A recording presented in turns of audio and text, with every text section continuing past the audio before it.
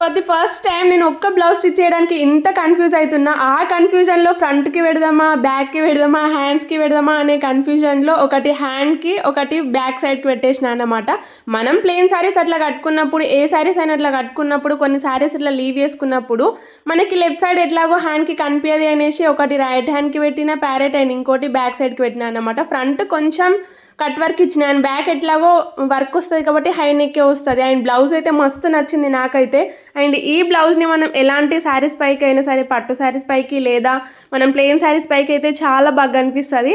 And blouse కోసం అయినా సరే తీసుకోండి శారీని అయితే, అంత నచ్చింది నాకైతే. శారీ తెలుసు కదా ఎక్కడ తీసుకున్నానో, హద్వితా స్టైల్ హబ్ అనే ఇన్స్టాగ్రామ్ పేజ్లో తీసుకున్నా. వాళ్ళ పేజ్ని ట్యాగ్ చేస్తాను నేను.